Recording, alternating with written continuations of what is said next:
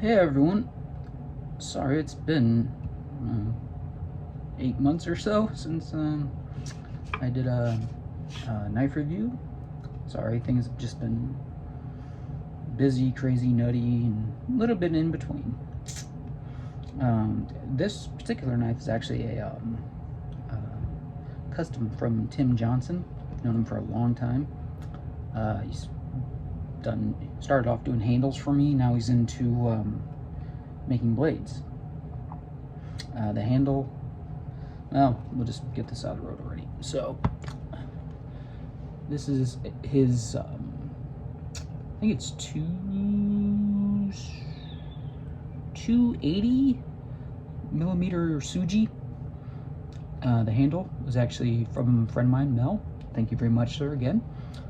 It is ebony and nickel silver, so in the pistol grip style, it's heft. It adds back weight, which for a slicer I always prefer.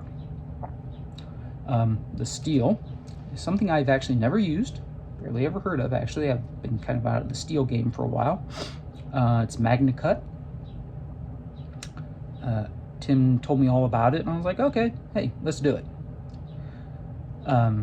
It doesn't have much flex. This is a stiff Suji, which is I know some people want theirs to be like almost like a more on the fillet knife, like actually like Kona, where it's got some flex in it. This one, none, rock solid.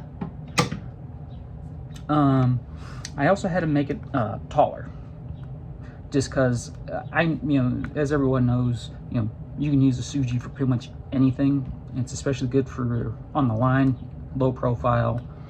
You just have to worry about knuckle clearance, so you have to really not mind chopping off the board, which again, that's just a preference thing.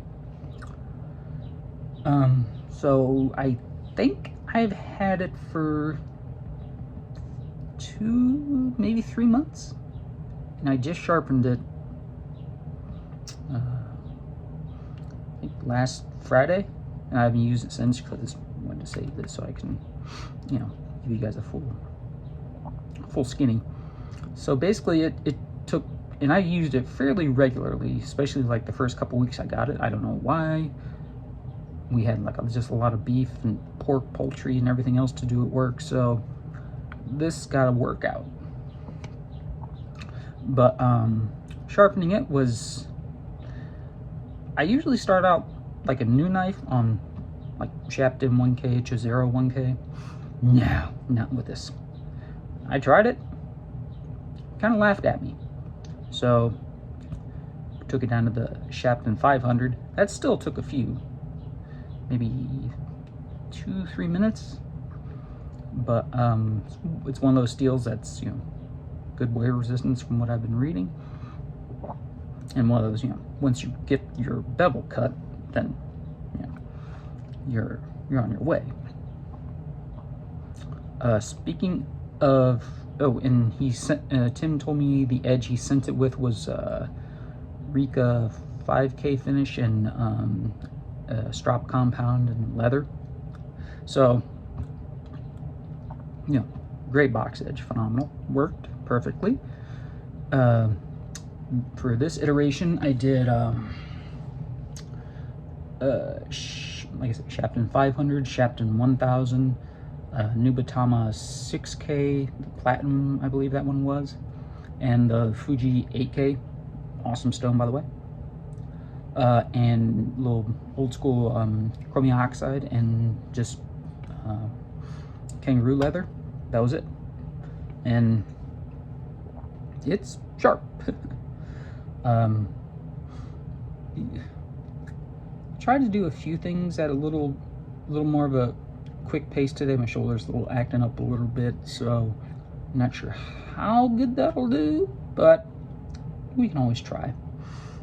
I really don't know how thick. I mean, I think he put a S grind on it as well, I think. But yeah, I think the spine's probably about I want to say maybe 2 mils thick, almost, something like that. Keeps it pretty much almost all the way to the tip, then it, you know, tapers off. Nice. Like I say, it is, you know, backwards and, you know, handle heavy, of course. You know, we got a big hunk of ebony and nickel silver on the back here. But again, like I say, personally, for a draw cut, that's what I like. I had them tulip profiled more for something like how I tend to work. So it's a lot more flat. Even like you can absolutely see at the tip.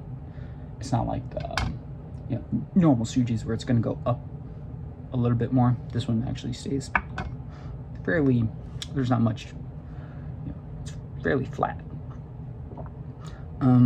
So having said that, we're actually not going to do any proteins today. I know, yeah, that's the point of the Suji, yada yada, I know. But hey, I got some veggies today as usual. So as usual, as is tradition, as they say, tomato, especially now they're in season. So this is nice ripe. So we're gonna cut in half, take core out, then again, stem to stern, see how many. Like I say, this is gonna be a little more interesting just because this is a lot of real estate to work with. And like I say, you know, this is, I've used it on produce before, but you know, that was, you know, a couple of months ago. So without further ado, get ready to play the minute waltz here. Well, there, works. Thanks guys, see you later.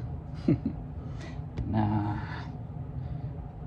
but, yeah, that's an outright clean cut.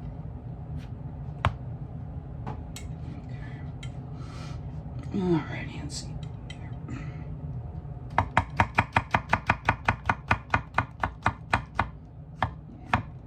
Yeah, see, like I said, I'm not too used to using, you know, the you know, longer knives, and while you can still do it with this, it's a little harder.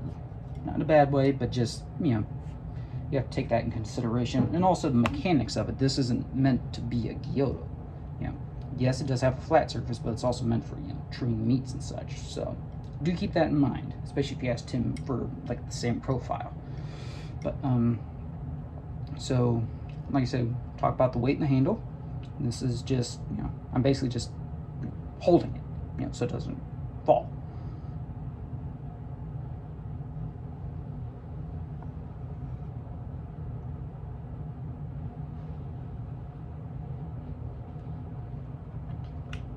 So you can see that, you know, just for the weight, you know, I was putting no pressure, you know.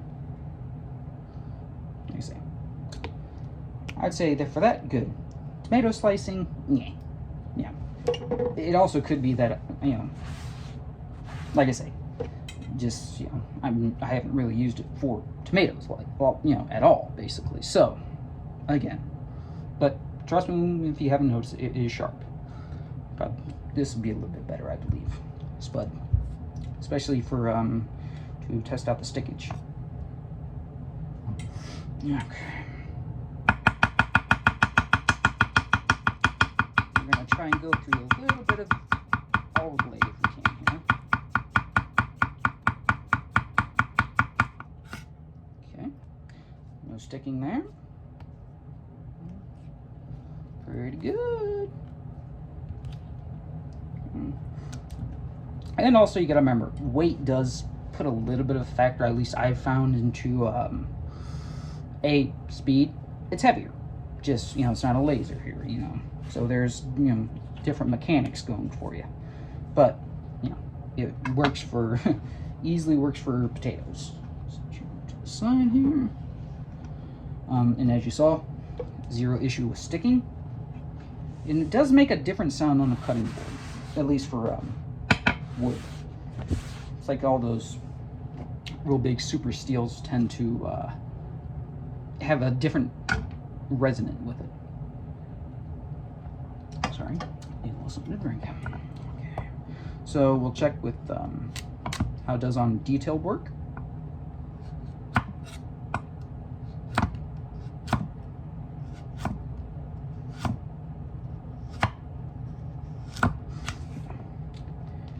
not the world's biggest carrot either, so pardon that.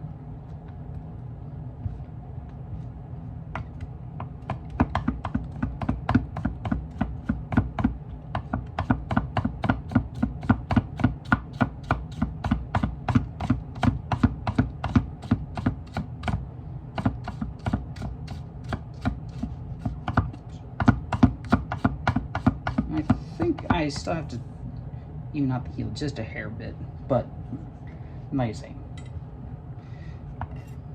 outside of that, yeah, if you can't tell, my hand's probably a good 2 or 3 inches off the board, so you really have to be like that, aware.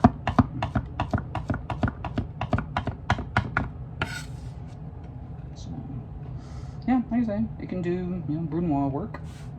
Again, it's one of those where it's like, it can. Is it the best?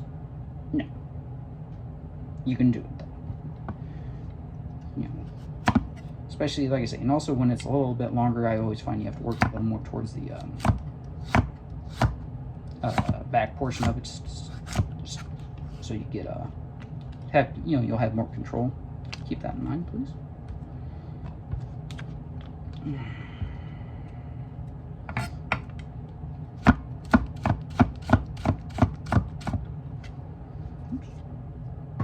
Wave.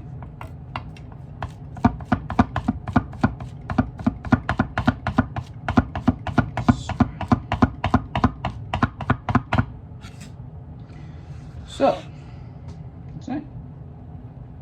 Pretty good so far. Just keep it clean.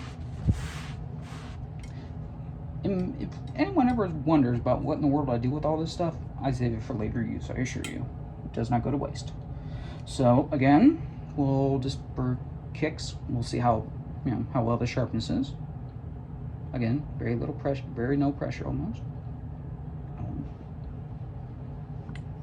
So still went probably 99% of the way through it. One more time. Oops. A little stickage, a little slippage. Yeah. So, edge retention after all that is good. Okay. I'm gonna do a little limbering up here. We'll see if we can do it.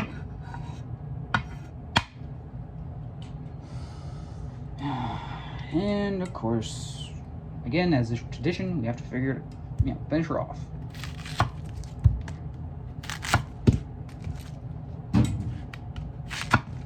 Let's see.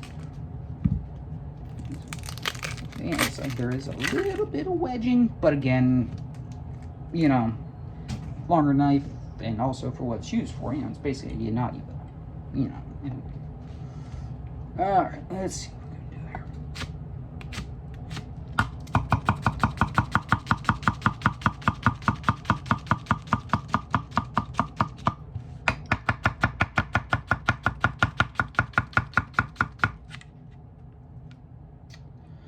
Alright guys, so there you have it.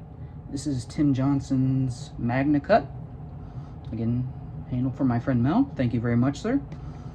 Other than that, take care guys. Until the next one.